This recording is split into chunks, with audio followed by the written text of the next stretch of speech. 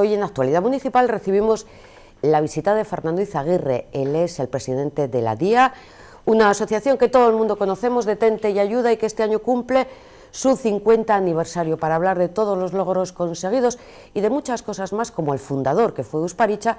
Tenemos ahí a su presidente, como decimos. Gabón, buenas noches y gracias por estar hoy con nosotros aquí en Tele 7. Casco por darme la oportunidad. En lo personal, ¿desde cuándo presidente de la DIA, Fernando? Desde hace poquitos meses, desde julio, prácticamente ejerciendo desde junio, julio. ¿Y eso qué fue, difícil aceptarlo o fácil? Difícil. Pues porque no dejas una responsabilidad importante, ¿no? Llevo muchos años en la DIA, pero ser presidente es mucho peso. Según mis cuentas, desde 1986 puedes estar en la DIA. Correcto, desde junio del 86. ¿Cómo fueron los inicios ahí? Pues los inicios Porque fueron... no te pongo edad, pero muy joven. Digo que no te pongo edad, pero que entrarías muy joven. Nací el mismo año que nació la DIA. Soy del año 66, cuando nació la DIA, nací yo. Y los inicios fueron pues con mucha ilusión. Es decir, me apunté en un curso de primeros auxilios que impartían en Galdácano. Es decir, en el curso tuve la suerte de que uno de los que daba clases era el doctor Usparicha. Nos dio una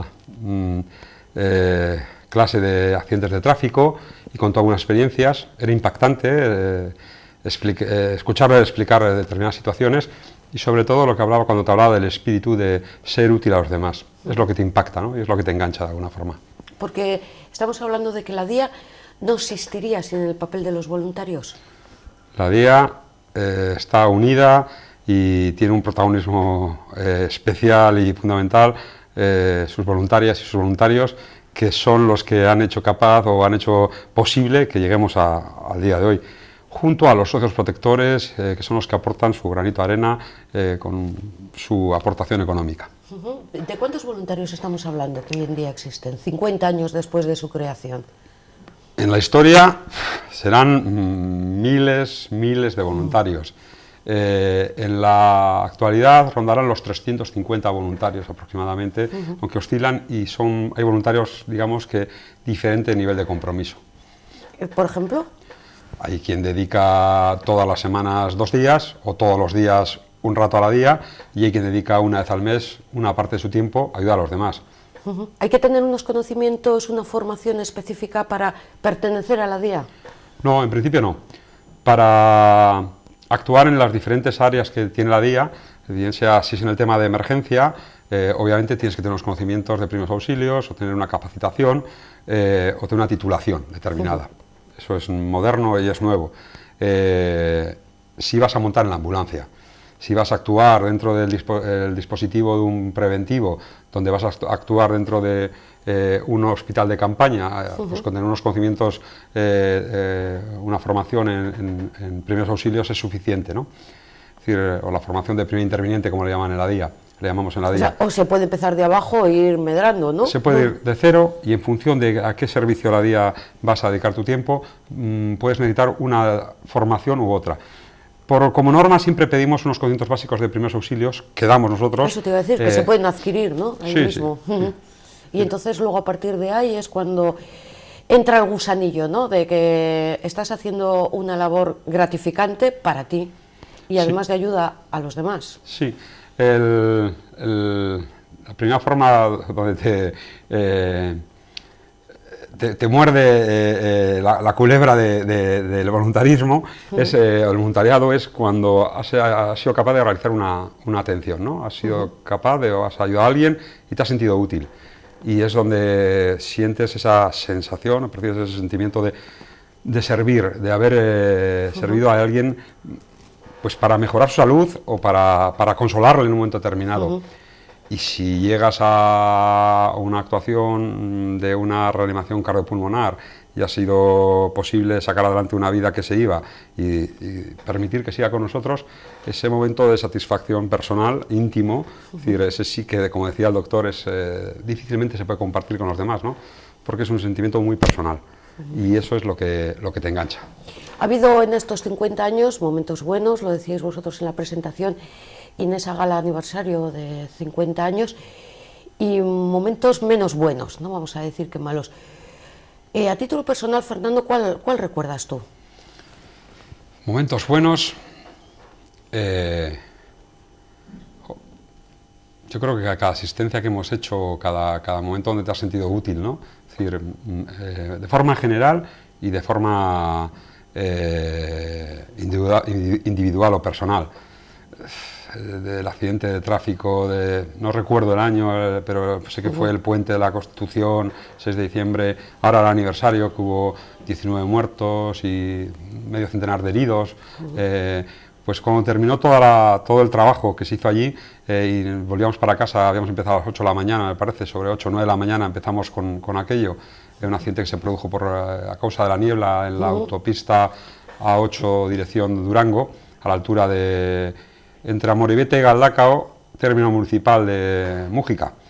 Y empezamos cuando nos comunicaron, yo calculo que sean sobre las 9 o 10 de la mañana, como muy tarde, aunque hacía una mañana fría, y terminamos las labores desde ya cuando tuvimos que ir recogiendo los cadáveres, terminamos a las 6 de la tarde, 7 de la tarde, ya había anochecido, está anocheciendo, y la sensación de que habías ayudado, habías prestado una ayuda importante o necesaria en aquel momento, pues es un momento que recuerdas como el deber cumplido, ¿no? Esa sensación del deber cumplido. Y momentos malos, pues todos los que hemos tenido que... Eso compartes con una sociedad que lo pasa mal. Es decir, todos los momentos desde personas que fallecen por el consumo de drogas o víctimas de la mala fortuna o en los accidentes de tráfico, cuando hay niños implicados, es un tema que te llega... Eso tiene que marcar mucho. Mucho. Yo recuerdo un atropello de tráfico en Basauri, es decir, que era un niño de 7 años y te impresiona y te deja ya todo el día... es decir, te vas cubriendo, ¿no?, de alguna forma, pero es imposible, sobre todo el tema de los niños es muy complicado. Afortunadamente aquí tampoco hemos tenido muchos dramas así, pero sí que recordamos lo del Monte Oiz, ¿no? Ahí también la DIA tuvo un papel muy importante. Bueno, en todas las catástrofes que se han producido en Euskadi desde el año 1966 hasta la actualidad, en todas ha estado la DIA. En todas hemos aportado, es decir, hemos puesto nuestro conocimiento, nuestros medios y todos los hombres y mujeres que han participado en estas catástrofes. Cuando la administración no estaba tan organizada como está en la actualidad, todavía era mucho más importante el papel que desarrollaban desde instituciones, tanto la Cruz Roja, la DIA y otras instituciones que también hacían labores importantes, ¿no? Pero allí prácticamente una gran parte del peso lo llevaban estas instituciones. Llamémosle instituciones voluntarias. Voluntarias, sí. Tercer sector, ONGs. Recuerdo, yo no participé, pero recuerdo compañeros que estuvieron en las escuelas de Ortuella, que años después y casi en la actualidad, cuando hablas de aquello, todavía aún chirría, sí, hay chirría todavía, porque sí. Todavía el recuerdo, aunque han pasado unos cuantos años, pero está muy fresco. Hubo muchos voluntarios de la DIA que lo pasaron fatal y tardaron tiempo en curar esa... Eran niños. Ahí estamos hablando de niños que fallecieron por una explosión en el colegio de Ortuella. Marcelino Ugalde, escuelas Marcelino Ugalde. Eso es, lo tenemos muy cerquita, sí. Y por eso, aunque no celebramos, digamos, entre comillas, el aniversario de esa fecha, porque nos parece que no es algo que se deba ni celebrar casi ni recordar, como decimos. Esto entra en la mochila, ¿no?, que uno sí, se lleva a la espalda. Estamos viendo, a la vez que hablamos con Fernando, imágenes de 50 años de la DIA, de muchas cosas las que habéis actuado, y de un color que yo no sé si llamarlo que entra dentro del anecdotario de la DIA o de los logros conseguidos, que es el de las ambulancias amarillas. Cuéntame un poco, Fernando, ¿esto cómo ha sido? Bueno, es curioso, ¿no?, porque este color que sí. Tuvo que pasar la censura durante mucho tiempo, es decir, incluso casi se nos negaba. En algunos años, desde la administración, se facilitaban algunas ambulancias a la DIA. Recuerdo que nos dieron la ambulancia número 15 y la número 18, dos Mercedes-Benz de las de antes, la 170 y la 100, no me acuerdo qué modelos eran de Mercedes-Benz, y las pintamos de amarillo. Las ambulancias venían blancas y las pintamos de amarillo.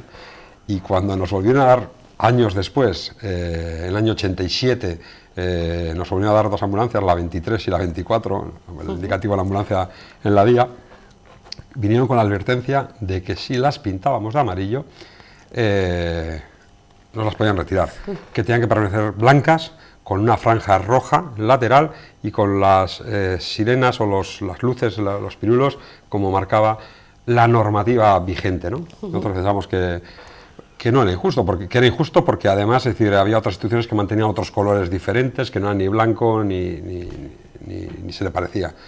Y que además nosotros sustentábamos o argumentábamos que el color amarillo había sido escogido por un informe de la Organización Mundial de Protección Civil, donde se consideraba como el color de la emergencia, que se deterioraba menos con la luz del día y del anochecer y el amanecer, que tenía unas propiedades de visión especial, y todo ha querido que años después, no tantos, prácticamente todos los servicios de emergencia del mundo van de amarillo. En algunos países hasta la policía ha optado por el amarillo como un color en determinadas policías de tráfico, como el color en que sus coches van pintados, pero nadie se imagina hoy prácticamente ambulancias que no sean amarillas. Es que nadie además conocía, que lo conocimos allí en la gala, un poco la historia del color amarillo. Parece como que siempre te ha acompañado, pero que no, que eso también hubo que trabajárselo, ¿no? Sí, sí, sí. Y hablemos un poco del creador de la DIA, del doctor Usparicha. ¿Sin él nada de esto existiría? Yo creo que no. Yo creo que él ideó, en su cabeza, organizó, enredó a todos los amigos alrededor suyo para montar esto. Rápidamente es cierto que la idea la recogieron sus amigos, compañeros de viaje después en la DIA. Es decir, no quiero nombrarles porque no quiero olvidarme ninguno, y sería injusto. Sobre todo con los 4 primeros, el apoyo de los médicos del hospital de Basurto, que fue fundamental, muy importante. Pensemos que en aquella época los accidentes de tráfico, o sea, se trasladaban en un SAS 600, o sea, no tenían un tratamiento o eran trasladados en ambulancia. Y plantear un traslado reglado, metódico, con una técnica, aunque sea mínima, pero con una técnica sanitaria en la atención a este tipo de accidentados, pues suponía reducir muertes, lesiones, tiempo de recuperación de las lesiones, etc. etc. O sea, impartir aquí en aquellos años era una... Luego todo fue creciendo, ¿no? Sí, sí, enseguida, él solía comentar que enseguida fue apuntándose gente al carro, los resultados eran obvios. Había que luchar contra la falta de cultura de esperar una ambulancia, ¿no? Que era mejor esperar una ambulancia que trasladarle, venga, rápido, como sea, como decía la película de la DIA. Que luego les vamos a dejar a todos los espectadores que disfruten además de esa película, porque también es como de 1966 o 68. 67, 68 me parece que la película. Bueno, van a alucinar, porque además sobre todo la gente más mayor se va a acordar de cómo veías por la carretera un coche que sacaba un pañuelo blanco y entonces decías, uy, llevan algún herido, que van al hospital. Y eso es lo que se hacía antes y lo que comentabas, que muchas veces sin saber intentas hacer la buena labor de, pues vamos a coger el herido, lo metemos y por desconocimiento al final estamos produciendo igual cosas más graves que las que tenía. Pronunciarse en ese sentido, intentar inculcar en una sociedad que lo correcto era esperar y que si no se sabía no había que tocar y que había que formar a una población que no lo entendía así, pues ya era casi de locos, ¿no? Decían, este señor, ¿de qué pino se ha caído? Es decir, ¿cómo se le ocurre plantear que hay que hacer esto? Es decir, que hay que esperar. Venga, rápido, como sea, cuanto antes esté en el hospital, mejor. Eso es, sí. Yo creo que tampoco se ha valorado en su dimensión aquella lucha y casi diríamos que en solitario emprendió él con los primeros voluntarios de la DIA. Seguramente habrá muchos vizcaínos que recordarán a través de algún familiar suyo ya mayor, porque los años han pasado, que puede estar en esta situación o contándolo ahora, o se lo ha podido contar a él, porque alguien esperó una ambulancia o se puso en marcha aquella primera ambulancia de la DIA que dio casi pionera en el Estado español, porque no había prácticamente ambulancias en el Estado. Sí, pero lo que choca, porque Usparicha era un doctor especializado en ginecología, no era cirujano ni tampoco pues médico de, digamos, de hospital. Y dices, ¿qué tuvo que ver para decir, aquí hay que hacer algo para las atenciones de los, sobre todo el origen de los accidentes de tráfico? Bueno, él en la guerra hizo de camionero, le tocó en retaguardia conduciendo un camión, y tuvo experiencias también, estaba en automoción, la verdad que llamaba entonces, y tuvo unas experiencias de accidentes de tráfico, y él ya estaba haciendo la carrera porque se le parte la carrera, me parece, en la guerra, y él termina en Valladolid, estudia hace, no sé si primero, segundo, tercero de carrera, empieza la guerra y cuando termina la guerra termina la carrera, algo así, él es el primero en su promoción y viene ya marcado por las experiencias en la guerra,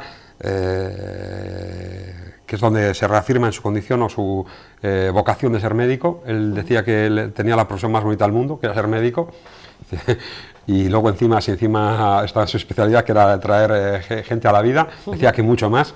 Sí. Y en la parte esa, pues había habido había tenido experiencias de personas en accidentes de tráfico y se daba cuenta que había que hacer algo. Entonces, desde su experiencia como médico y como profesional, pues montó la DIA. Y eso es, porque la DIA nació en Bilbao. Sí, la DIA. Aunque se ha extendido, ¿no? Y se ha expandido. Sí, la DIA está en varias provincias del Estado. Prácticamente está mancha todo el Estado, desde el sur hasta el norte, del este a oeste, en algunas con diferente intensidad. Ya hace años está funcionando en Filipinas, que en el último tifón que hubo en Filipinas nos sirvió de gran ayuda, porque fuimos allí, Día de Vizcaya actuó en aquella catástrofe, y me acuerdo que estuvimos en la zona de Tabaco y no sé exactamente cómo se pronuncia, Tabaco, algo así, es la zona de Filipinas, y la contraparte, la DIA de Filipinas, que era con los nativos, nos echaron una mano increíble y era chulo llegar allí y encontrarte gente que va vestida igual que tú, y que además habla el idioma tagalo y el inglés, con el que nos comunicamos en inglés con ellos, y que nos prestan ayuda impresionante. Bueno, trabajamos juntos con la DIA de Filipinas. Sí. Y ahora estamos en República Dominicana, que está empezando y está haciendo cositas, de momento muy centrada en la formación, porque está un poco complicada, y andamos ahí con una incipiente DIA en Colombia y una posibilidad de DIA en África también. ¿Para hacer labores humanitarias, pero con personal de allí o como...? No, personal de aquí. De allí. Ah, de allí, sí, autóctono, sí. Eso es. La colaboración que tenga de... Pero eso tiene que ser difícil, ¿no? Montar estas colaboraciones y montar allí... enseñarles y el espíritu de la DIA. Hombre, básicamente ha sido porque o había alguien de aquí o que conocía la DIA y conocía el significado de detenerse y ayudar, y ya quería montar y se ha puesto en contacto con nosotros, o ha sido de la DIA, o porque, como fue el caso de la DIA Filipinas, simplemente eran unos curas que conocían la DIA y querían montar algo allí que fuera útil a la sociedad, y decidieron montar la DIA. Eran unos curas navarros. Eso te iba a decir, tenían que ser o de aquí o misioneros de cercanos. Bueno, nosotros ese día nos enteramos viendo un programa de televisión, viendo una cadena de televisión de tirada nacional o vista en todo el Estado, es decir, la segunda cadena de televisión española, estamos viendo tal, y de repente veo una ambulancia de la DIA. Y bueno, nos pusimos en contacto con Televisión Española nos facilitó el dato y nos pusimos en contacto con ellos, y ya nosotros les apadrinamos y ya les ayudamos, hicimos una muy buena relación con ellos. ¿Y cómo consiguieron esa ambulancia de la DIA? Pues con una ayuda de una subvención que había dado el gobierno vasco y el gobierno navarra para ayuda al desarrollo, a la cooperación al desarrollo, y había montado un hospital o un cuarto de socorro, un pequeño dispensario, una pequeña escuela taller de formación profesional en construcción, y dijeron, y una ambulancia a la DIA. Y así estamos ya en otros países, ¿no? Sí, y en otros continentes. Porque esto me da un poquito pie a preguntarte de estas áreas de actuación ahora tan generales que he visto en vuestra página web, que quería comentar contigo. Primero, el transporte sanitario. Lo principal, digamos, que es entre las labores de la DIA, de las áreas de actuación. Bueno, nosotros llamamos departamento de emergencias, ¿no? Donde entra lo que es el transporte sanitario urgente a demanda de quien nos llame, la cobertura a los servicios preventivos que se produzcan en la provincia, bien sean carreras ciclistas, conciertos, grandes concentraciones humanas, manifestaciones y demás, todo lo que sea la prevención en actos de riesgo, o que por el número de personas que confluyan en ella pues tenga una necesidad de recurso sanitario. Y básicamente es el área de emergencia, además de la coordinación, ¿no? La central de coordinación, que es la que recibe y gestiona las peticiones. Esa es la parte más tradicional de la DIA, o la parte más conocida. y es la que supone una carga de trabajo prácticamente continua. Luego hay otras partes menos conocidas, aunque para nosotros tan importantes, como es la parte de formación, donde estamos, formación, divulgación, ahí entra todo, ¿no? Es decir, desde los cursos de primeros auxilios, cualquier curso de salud, en cualquiera de los aspectos que abarca la salud, o la divulgación y minicursos de chiquidía, cluba, es decir, a los niños de las escuelas, no estoy seguro si es tercero de ESO, de segundo de ESO, es decir, que les damos una formación básica en primeros auxilios, les explicamos lo que es un desfibrilador externo, automático, semiautomático, y les mostramos o les hacemos simular situaciones. Es increíble, es decir, estos críos son esponjas, es decir, nosotros queríamos socializar la ayuda la asistencia del DEA. Creemos que es importante que va a reducir y que cada vez va a haber más espacios cardioprotegidos, y que es importante que nuestros chavales, nuestros críos empiecen a aprender y a de alguna forma clavarlo en su ADN, y que entiendan que eso es así, y como vemos nosotros un extintor, de la misma forma vean ellos un DEA y sepan utilizarlo, ¿no? Ha sido una experiencia bestial, es decir, son miles de niños de escuelas, colegios y castolas que nos llaman para pedirnos la formación. Nos ha desbordado. O sea, tiene que ser muy gratificante. Desbordado, sí, y ver a los críos, yo he estado en algún colegio, en alguna escuela, les he acompañado, y impresionante. Lo de los niños es impresionante, ¿eh?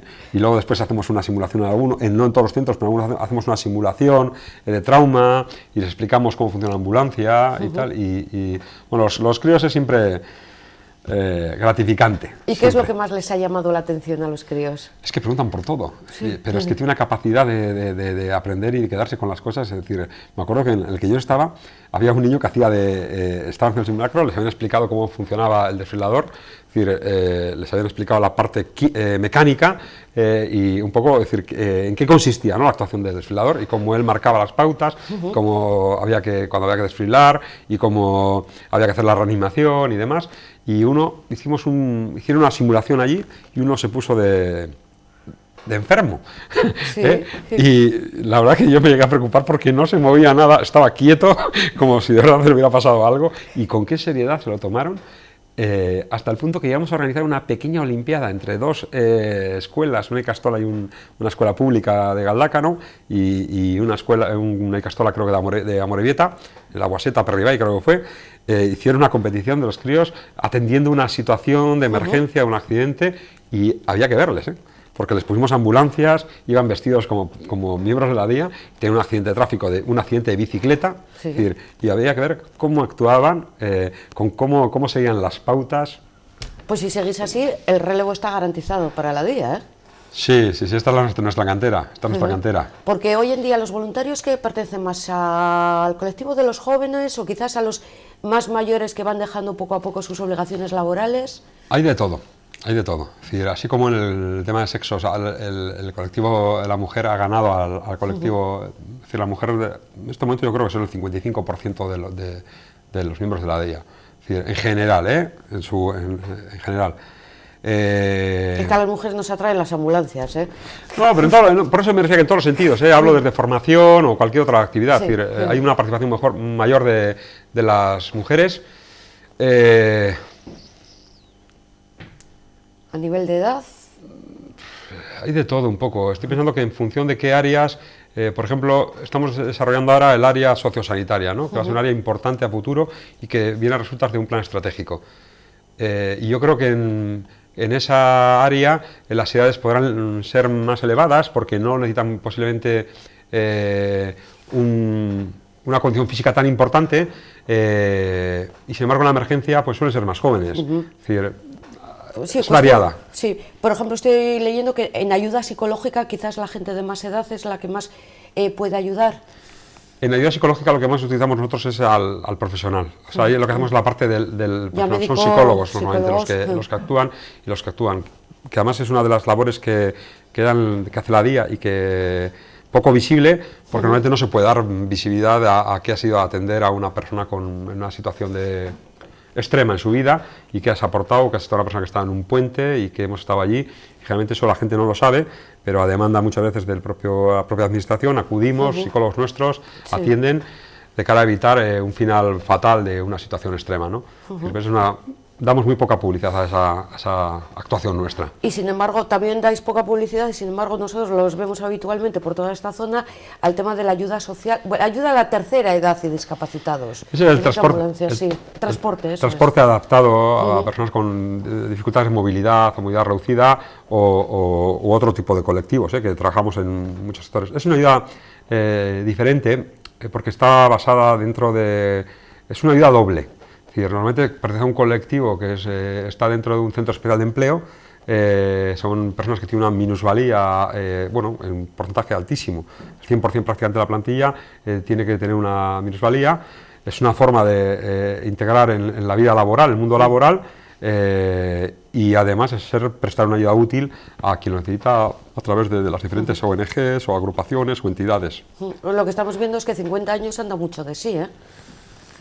Sí. No sé qué la evolución por dónde va a ir o ampliar objetivos, digamos. Lo tenemos claro, ¿eh? O sea, creemos, o sea, el plan estratégico ha marcado el norte, nos han marcado la ruta, y la ruta es una vía más sociosanitaria, es decir, que ya hemos empezado a destinar recursos, ya hemos comprado 3 vehículos, hemos hecho una inversión de unos 60.000 euros ya para empezar, vamos a empezar en breve a tener un funcionamiento, yo creo que de forma continuada, es decir, con un servicio permanente nocturno en principio, esperamos que 365 días al año.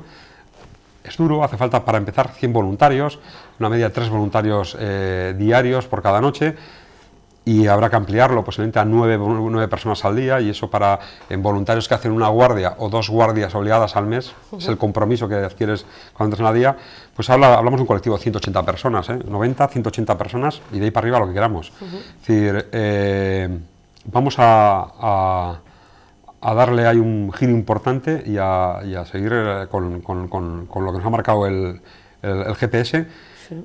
Y además ya hemos empezado con algunos acuerdos con el Ayuntamiento de Bilbao, nos han integrado dentro de un programa del Ayuntamiento de Bilbao interesante, un programa que para nosotros es importante, el hecho de que nos hayan, digamos, reconocido como agentes dentro de ellos, que de alguna forma lo que hace es ser antenas de las situaciones que se producen dentro del municipio, del territorio, de personas con necesidad o tal. Es simplemente estar vigilando y poder trasladar lo que se detecta para que se pueda darle cada vez agentes más activos en la vida de un pueblo. Sí. O sea, Bilbao, llamémosle la capital o cualquiera de los nuestros. Hombre, nosotros creemos que, por ejemplo, lo que ha planteado el Ayuntamiento de Bilbao a nosotros nos parece interesantísimo, Es decir, y creemos que es detectar carencias. Sí, básicamente, es mucho más que eso, pero básicamente es detectar, es decir,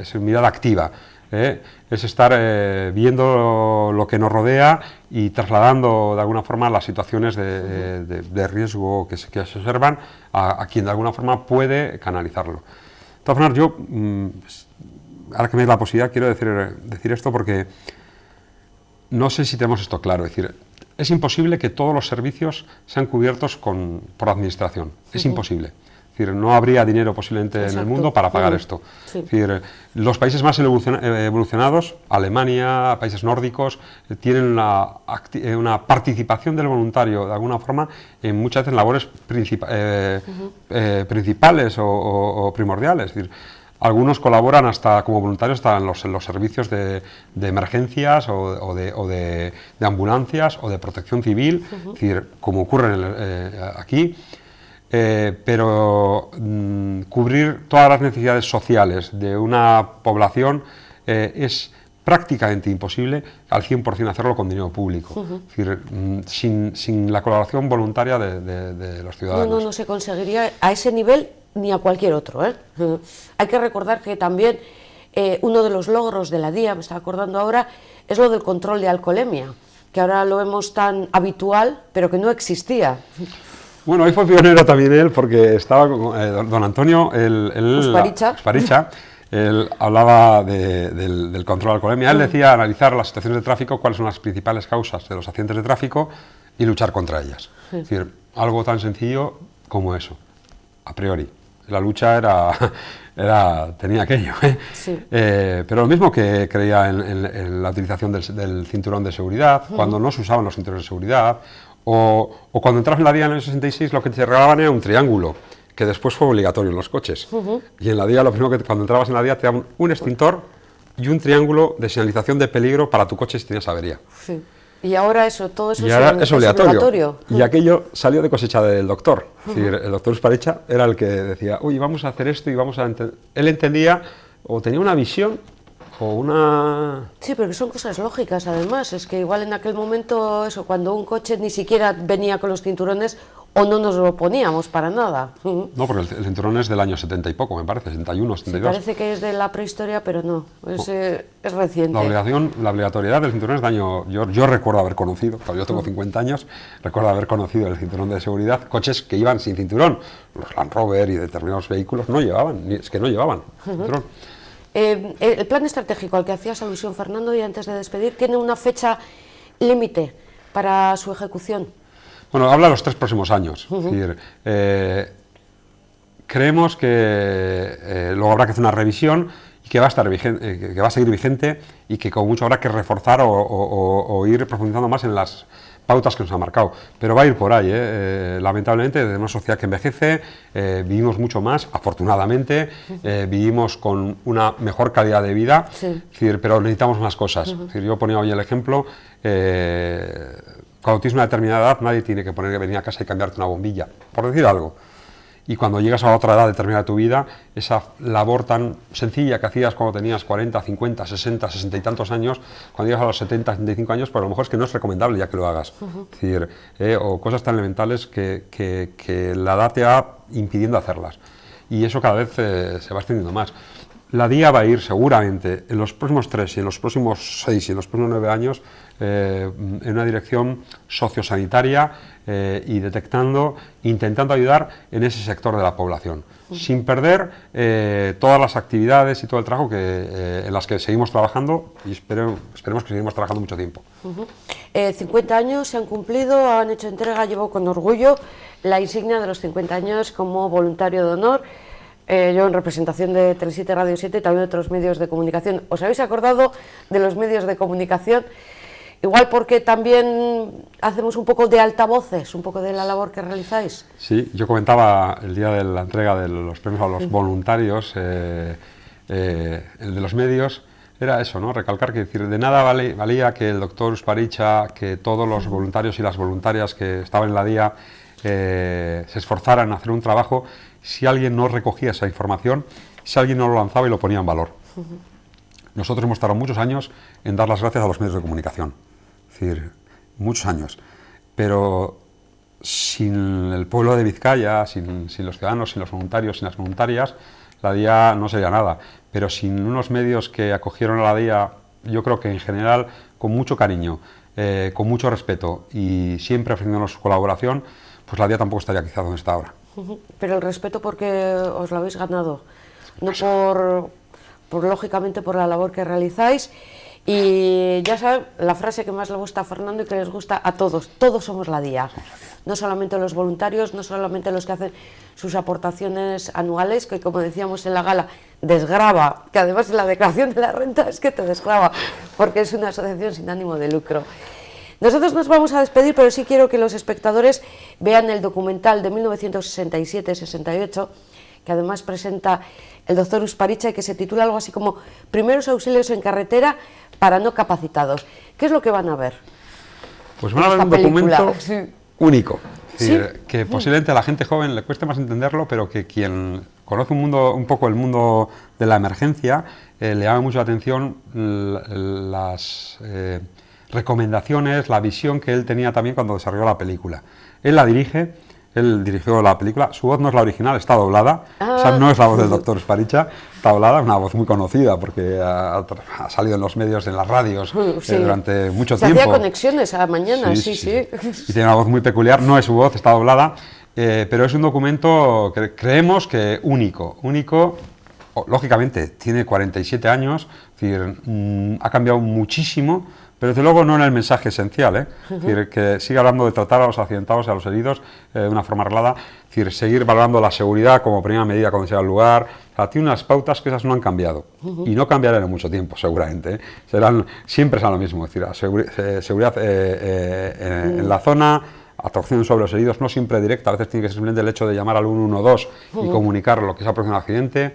Cuando se tiene un conocimiento, o si hay un coche que arde, ha cogido fuego o que va a caer al río, es decir, bueno, hay cosas que no van a cambiar, sí, y él esas las deja bien claras. Sí, y cuando no tenemos conocimientos sanitarios, pues igual el simple acompañamiento de la persona afectada por un accidente igual es más efectivo que intentar cogerle y meterla en un coche para llevarle sin conocimientos, lo que decíamos, que le causes... Había una máxima en la DIA que era detenerse y ayudar,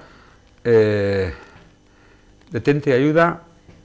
No voy a ver si recuerdo cómo era la expresión, ¿eh? Pero no hagas nunca más de lo que sabes, actúa así, pero correctamente.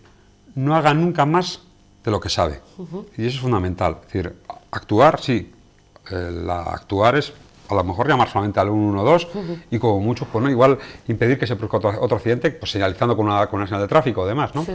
Pero eso es fundamental, muy importante además. Y eso lo vamos a, si no aprender, a recordar con la película documental que vamos a ver ahora. Nosotros nos despedimos de Fernando Izaguirre, el presidente de la DIA. Gracias por estar con nosotros, mucha suerte. Sí.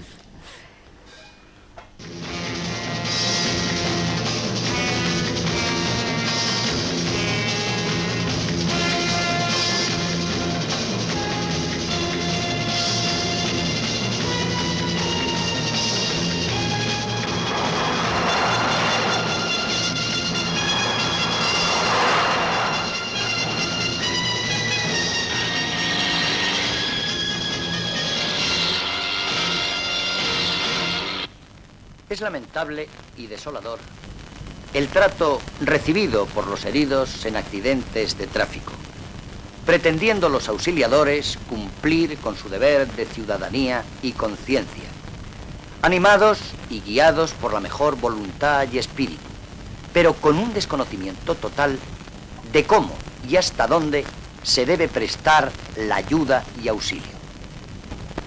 La Asociación de Ayuda en Carretera de Vizcaya, cuyo lema es el de detenerse y auxiliar, al presentarles esta película, pretende paliar en lo posible los daños físicos producidos en un accidente. Perdonen al observar algunos detalles desagradables. No se trata de truculencias, sino de la más estricta realidad. Les recuerdo que los intérpretes son miembros de la Asociación de Ayuda en Carretera. La película no es un documental más. Véanlo como una cruda enseñanza de unas escenas de las cuales ustedes pueden ser protagonistas.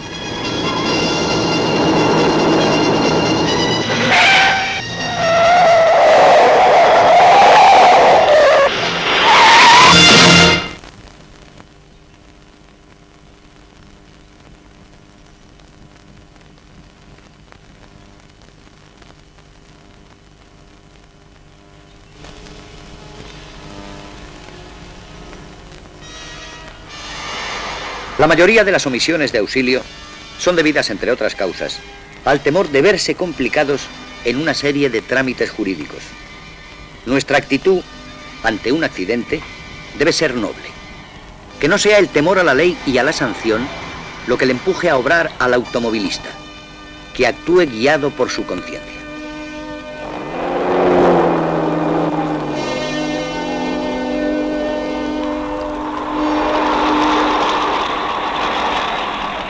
Ante todo, no se deberá provocar un nuevo peligro.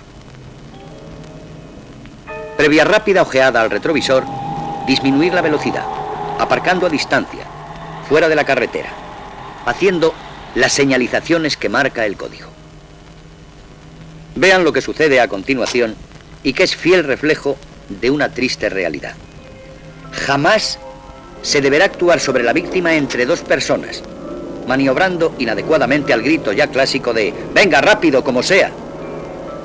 Las maniobras de los auxiliadores inexpertos pueden originar un grave peligro para la víctima, en el momento crucial en que puede estar en juego su vida.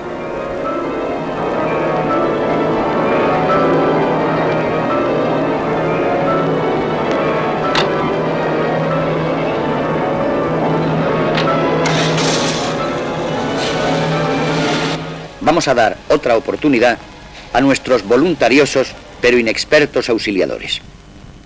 Observen a continuación la forma de actuar correctamente.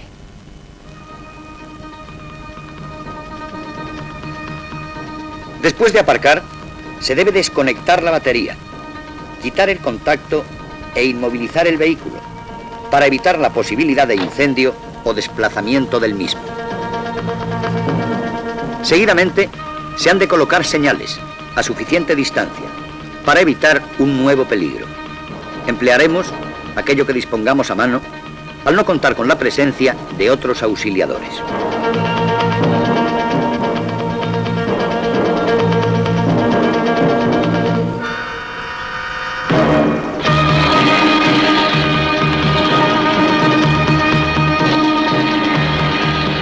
Se solicita la colaboración inmediata de otros automovilistas.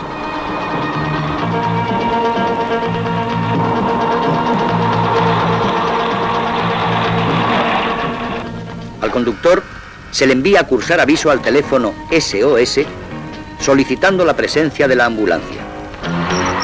Los otros colaboradores señalizarán personalmente y detendrán otros vehículos solicitando más colaboración. Existen varias misiones que cumplir. No es precisamente lo más importante actuar directamente sobre las víctimas de no estar capacitados.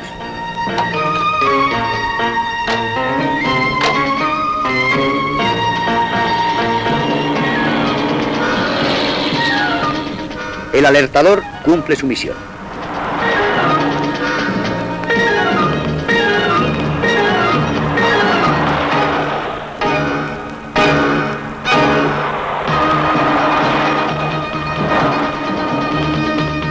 Y completa aún más su labor humanitaria.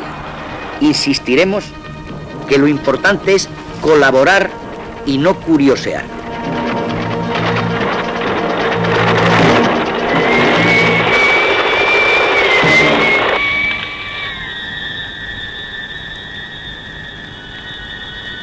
Presumiendo que el herido más grave es el conductor, habrá de atendérsele con prioridad, actuando siempre con orden, serenidad y seguridad, sin precipitaciones y nunca menos de 4 personas. Comienza la actuación desplazando el asiento o inclinando su respaldo. En caso de atrancamiento, cosa muy frecuente, se deben romper, así como el volante y todo aquello que dificulte la extracción. Una persona dentro del vehículo dirigirá el cuerpo de la víctima, extrayéndola sin tirones, uniforme, suave y delicadamente, en posición recta, en bloque de pies a cabeza, depositándola a pocos metros del vehículo, orillada en lugar seco, a la sombra o al abrigo de la lluvia o nieve, si las condiciones climatológicas lo exigen. Posición correcta para prevenir posibles vómitos, sangre u mucosidades. De lado, cabeza baja en el mismo plano que el cuerpo, miembro inferior en flexión con mano a la altura de la cabeza, y el otro miembro inferior, que está en un plano más bajo, algo más flexionado que el superior. Se ha de facilitar la respiración desabrochando el cuello y el cinturón, y todas aquellas prendas interiores que puedan oprimir. Se debe cubrir el tronco y las extremidades inferiores, puesto que, aun con calor en el ambiente, los accidentados a causa de sus hemorragias y shock necesitan calor. El alertador garantiza con su presencia las gestiones realizadas.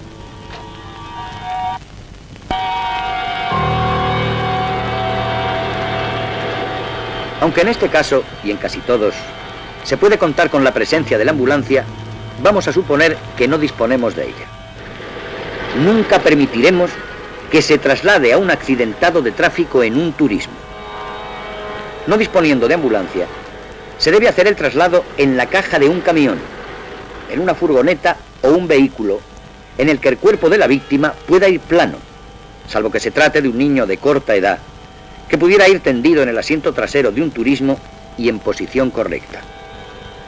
El resto de los accidentados, y no disponiendo de inmediato del concurso de una ambulancia o de asistencia facultativa que oriente y decida, jamás repetimos, deberán trasladarse más que en la caja de un camión, en furgoneta o en un vehículo, en que el cuerpo de la víctima pueda ir situado en un plano.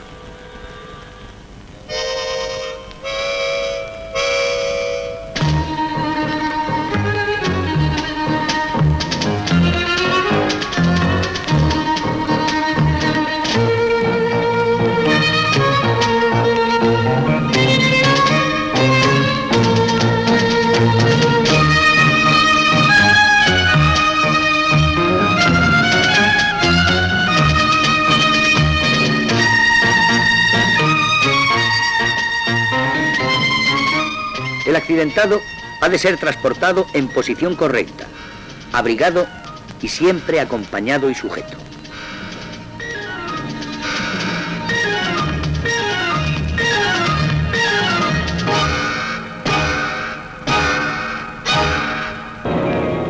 La segunda víctima está consciente y se supone que sus lesiones son menos graves. Un colaborador obcecado en auxiliar, sea como sea, lo intenta movilizar y lo consigue, pero a costa de provocarle dolores agudísimos que ocasionan un shock con pérdida de conocimiento, finalizando por situar a la víctima en una posición totalmente incorrecta.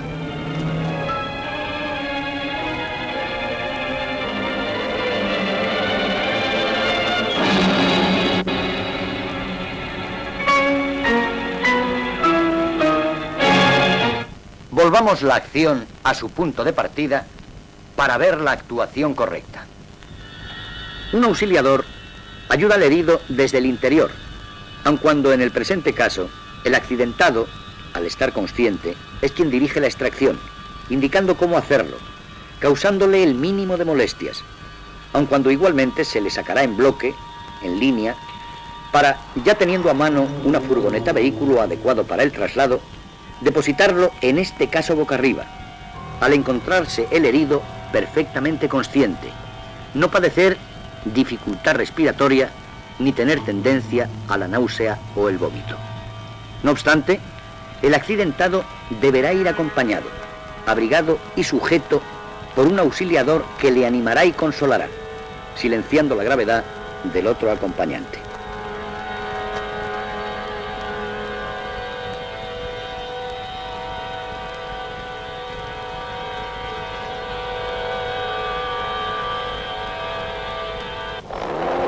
En contra de la opinión general y de lo que habitualmente se hace, todos los vehículos que trasladan accidentados de tráfico deberán circular con velocidad moderada, por el propio bien del accidentado y por evitar otro posible accidente.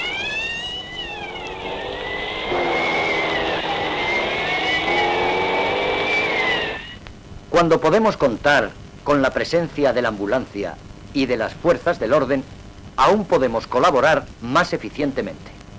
Y casi siempre se puede contar con ella.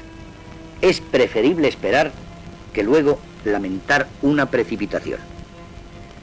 He aquí la forma correcta de movilizar y depositar en la camilla a un herido con supuesta fractura de la columna vertebral, en el que hay que extremar todas las precauciones, ya que del trato y maniobras que se realicen en el lugar del accidente puede depender el que el accidentado corra el riesgo de perder la vida súbitamente, tardíamente, o, en el mejor de los casos, le quede una parálisis de miembros inferiores o total y tal vez definitiva, inhabilitándole para el resto de sus días.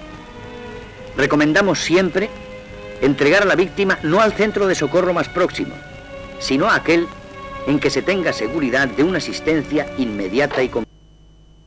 Hay que evitar enviarlo a un centro desde donde habrá que reexpedirlo nuevamente, con movilizaciones intempestivas y peligrosas y pérdidas innecesarias de tiempo. Por todo lo que ustedes han tenido oportunidad de observar y aprender, se deduce bien claramente que toda ayuda activa sobre los heridos por personas no profesionales de la medicina presupone y entraña unos riesgos que nunca debe correr la víctima de tráfico. Todos estos consejos que les hemos brindado han sido extraídos del manual Primeros Auxilios en Carretera, editado por la asociación.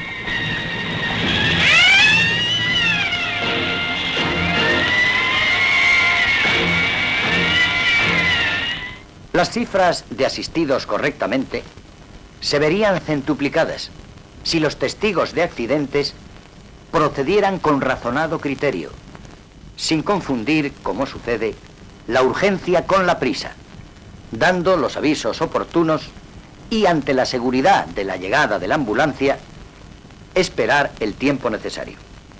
El Código no impone ni obliga a una ayuda peligrosa, a una intervención ciega. Obliga a auxiliar, y ustedes conocen ya cuántas formas de auxilio existen. Si esta película lograra desterrar la clásica frase «venga, rápido, como sea», habría cumplido su objetivo.